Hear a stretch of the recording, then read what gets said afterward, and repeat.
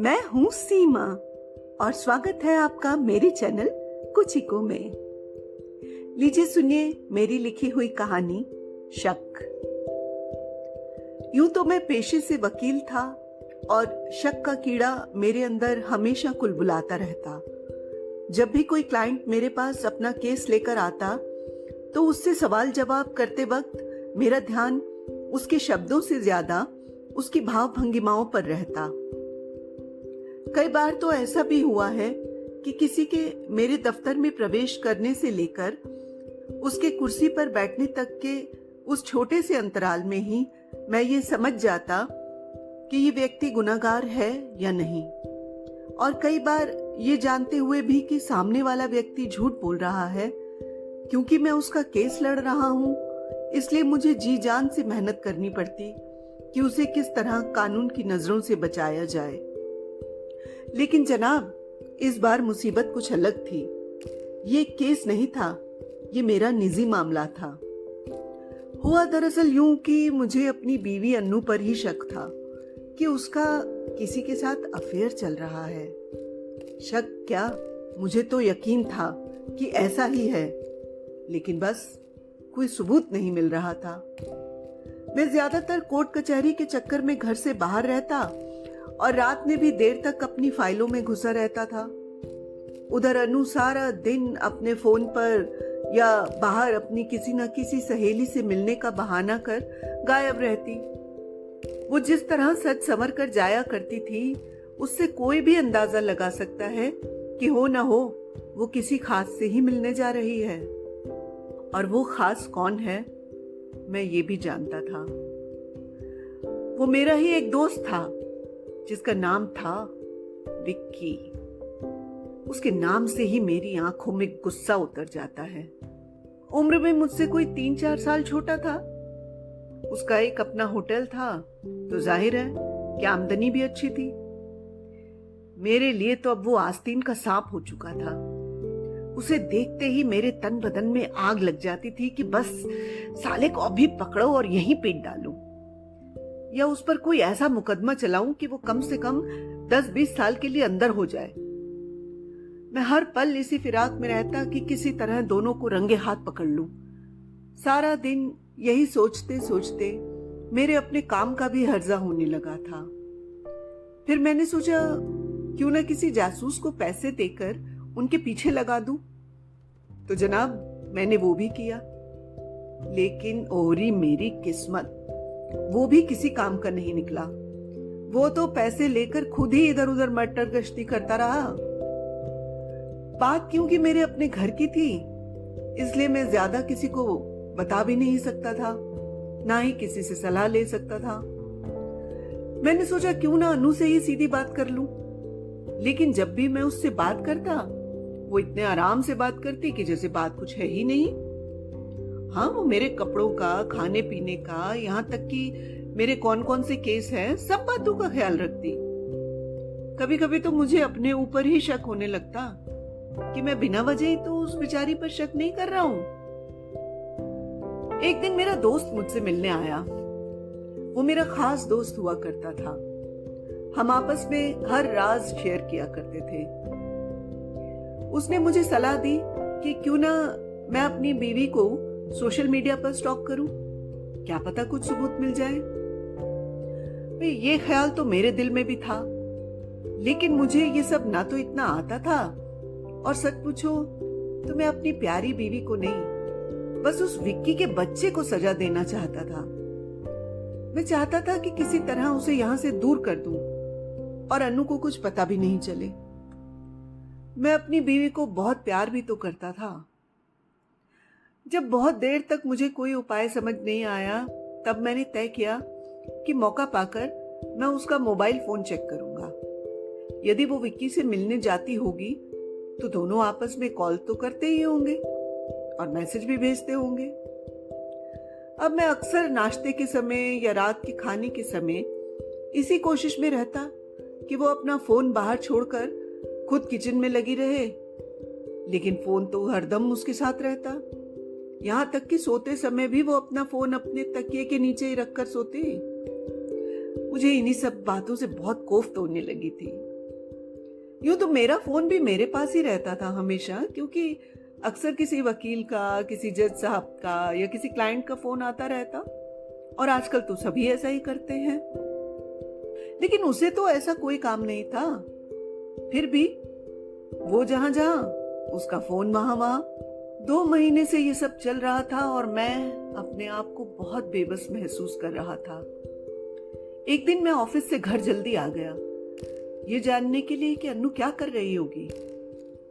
घंटी बजाने से पहले मैं बाहर रुककर सुनने की कोशिश करने लगा कि अंदर कोई है तो नहीं, या अन्नू किससे फोन पर बात कर रही होगी। अभी मैं खिड़की से अंदर झांकने की कोशिश कर रहा था कि इतने में एक गाड़ी रुकने की आवाज आई। मैंने देखा अन्नू टैक्सी से उतरकर सीधा पीछे की तरफ वाले लॉन में चली गई। वो भी जैसे छुप छुप कर जा रही थी। उसके हाथ में कुछ था। मैं वापस गेट की तरफ चला गया, जैसे मैंने कुछ नहीं देखा। कुछ देर रुककर मैं फिर से घर के दरवाजे की ओर बढ़ा। घंटी बजाई तो अन्नू ने ही दरवाजा खोला। हमेशा की तरह वही मुस्कुराता चेहरा। अरे, आज आप जल्दी आ गए? हाँ, क्यों? तुम्हें अच्छा नहीं लगा? नहीं नहीं, ऐसा कुछ नहीं, उसने जैसे सकपकाते हुए कहा। तुम क्या कर रही थी? मैं तो बस बैठी थी, उसने साफ झूठ बोल दिया। जी में आया कि बस अभी कह दूं कि अब और झूठ मैं बर्दाश्त नहीं करूंगा। मैंने तुम्हें बाहर से आते हुए देखा है। लेकिन वो चुपचाप किचन में मेरे लिए चाय बनाने चली गई। मेरे मन में ये जानने की उत्सुकता थी कि वो कहाँ गई थी, किसके साथ गई थी, उसके हाथ में क्या था, वो मुझे क्यों धोखा दे रही है। अगर वो मेरे साथ नहीं रहना चाहती तो नहीं, वो मुझे छोड़कर नहीं जा सकती। इतना कुछ देखने के बाद भी ये मन मानने को तैयार नहीं था कि अन्नू किसी और के साथ। इस बात को अभी 3-4 दिन ही बीते होंगे कि एक रात मैंने देखा अन्नू बिस्तर से गायब है। बाथरूम गई होगी तो देखा वहां की बत्ती भी नहीं जल रही थी। मैं चुपचाप उठकर इधर उधर उसे ढूंढने लगा। वो कहीं नहीं थी, न बाहर लॉन में, न किसी कमरे में। मैं उसका फोन ढूंढने लगा, लेकिन वो भी कहीं नहीं मिला। ओह, तो क्या अन्नू चली गई? हे ईश्वर, वही हुआ जिसका मुझे डर था। मैं अपना सिर पकड़कर बिस्तर पर बैठा था कि बाथरूम का दरवाजा खुला और सामने अन्नू थी। अरे, क्या हुआ? आप ऐसे क्यों बैठे हैं? उसने मुझसे ही पूछा। तुम कहाँ थी? घबराहट में मुझसे ठीक से बोला भी नहीं जा रहा था। मैं तो बाथरूम में थी, लेकिन वहां की तो बत्ती भी बंद थी और मैं इतनी देर से तुम्हें ढूंढ रहा हूँ। हाँ, मैंने बत्ती इसलिए नहीं जलाई, सोचा तुम्हारी नींद खुल जाएगी। अच्छा चलो, अब सो जाओ, कहते हुए उसने मुंह पर चादर ओढ़ ली और सो गई। अन्नू इतनी देर से अंदर फोन पर किसके साथ बात कर रही थी? वो जरूर विक्की ही होगा।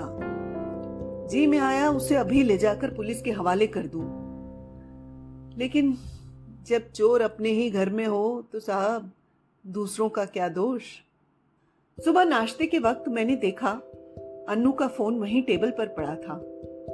अन्नू किचन में बिजी थी तो मौका पाकर मैंने उसका फोन उठा लिया।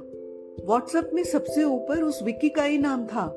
मैंने कांपते हाथों से मैसेज खोले। लंबी चैट थी। उसने लिखा था कि सब तैयारी हो चुकी है, बस शाम को तुम्हें कुछ सामान के साथ तैयार रहना, 7 बजे तक तुम सेंटर पहुंच जाना, आगे मैं सब संभाल लूंगा।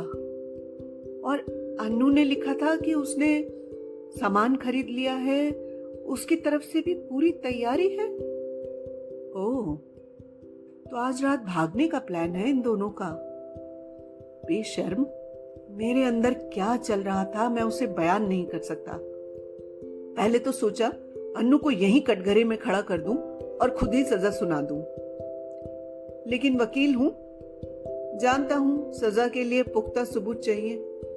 बस मौके पर ही दोनों को रंगे हाथ पकड़ूंगा और इतने में अन्नू नाश्ता ले आई और बोली, देखो आज मुझे कहीं बाहर जाना है, आने में कितनी देर हो पता नहीं। मैंने भी ऐसे दिखाया जैसे मैं कुछ नहीं जानता। पूरा दिन ऑफिस में किस तरह काटा बस मैं ही जानता हूं। सेंटर मेरे ऑफिस से कुछ आधे घंटे की दूरी पर था, तो 7 बजने से पहले मैं वहां दूर एक कोने में छिप गया और दोनों का इंतजार करने लगा। मैंने देखा वो थोड़ी देर में सेंटर के अंदर से विक्की बाहर निकला और वो गेट पर खड़ा हो गया था। वो बार बार अपनी घड़ी की तरफ देख रहा था। वो अन्नू के आने का इंतजार कर रहा था शायद। कुछ ही मिनटों में अन्नू की भी टैक्सी आ गई। उसके हाथ में वही पैकेट था जो उस दिन वो लेकर आई थी और दोनों हंसते हुए सेंटर में चले गए। मैं भी गाड़ी लगाकर सेंटर में जाने लगा। मैंने खिड़की से देखने की कोशिश की, अंदर अंधेरा था। जैसे ही मैंने दरवाजा खोला तो अंदर एकदम लाइट जल गई और जोर से आवाज आई, happy birthday to you, surprise. और सभी लोग जोर जोर से तालियां बजाने लगे। हाँ, तो ये मेरी सरप्राइज पार्टी की तैयारी चल रही थी।